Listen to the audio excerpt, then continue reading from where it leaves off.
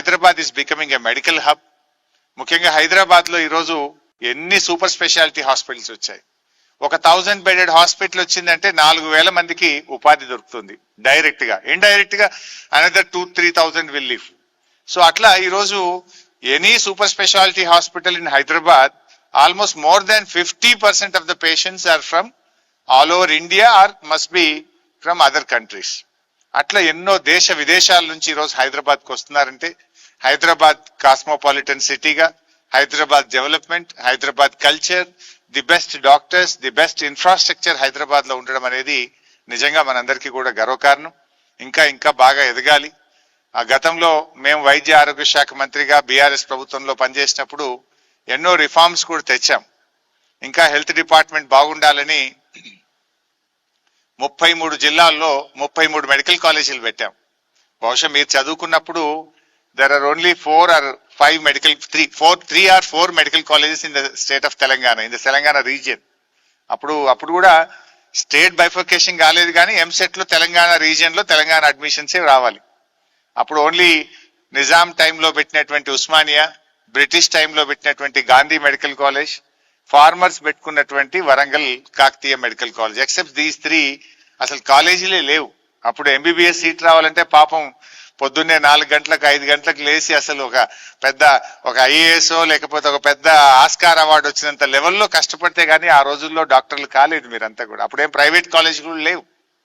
So అటువంటిది మేము వైద్య విద్య అందుబాటులోకి రావాలి అని 33 మెడికల్ కాలేజీలు, గవర్నమెంట్ మెడికల్ కాలేజీలు తెలంగాణలో తేవడం జరిగింది ఇన్ స్పాన్ ఆఫ్ 9.5 years. మేము ఇన్ ద ఇయర్ 2014 మా గవర్నమెంట్ ఫామ్ అయినప్పుడు మన రాష్ట్రంలో తెలంగాణలో 2850 ఎంబీబీఎస్ సీట్స్ ఉండే. 2023లో మేము దిగిపోయే నాటికి 10,000 ఎంబీబీఎస్ సీట్లు తెలంగాణ రాష్ట్రంలో తెచ్చాం.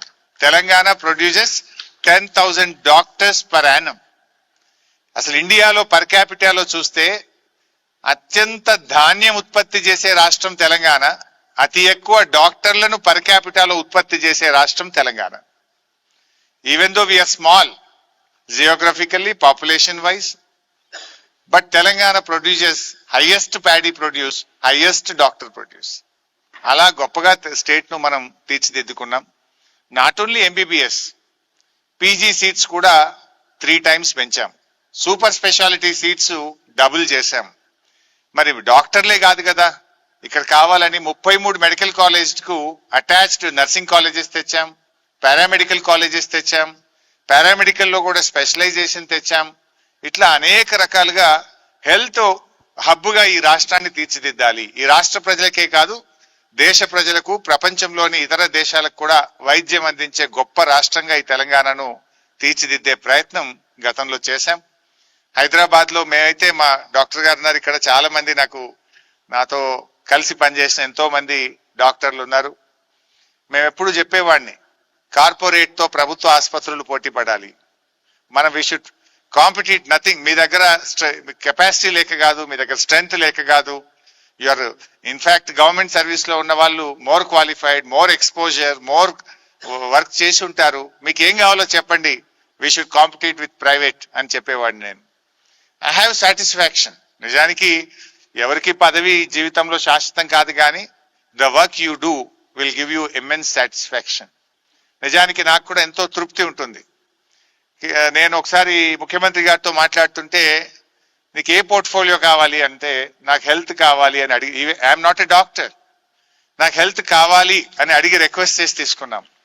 అంటే మనకు నిజంగా పేదలకు సహాయం చేయగలిగినప్పుడు నీ ఆత్మకు, నీ గుండెకు ఎంతో సంతోషం కలుగుతుంది. సో అట్లా హెల్త్ డిపార్ట్మెంట్ లో government institutional delivery was only, it was around 88-90% ఉండేది. We made it 100%. దెన్ దాంట్లో గవర్నమెంట్ ఇన్స్టిట్యూషనల్ డెలివరీస్ 32% ఉండే స్టేట్ ఫామ్ అయినప్పుడు. వి బ్రాట్ ఇట్ టు 72, 72% పెంచాం.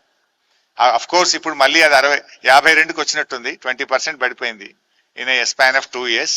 అలా డయాలసిస్ సెంటర్స్ లో కానీ అనేక రంగాల్లో కూడా చాలా గొప్పగా తీర్చిదిద్దుకున్నాం. ఇంకా ఇంకా ముందుకు పోవడానికి ప్రయత్నం చేస్తాం.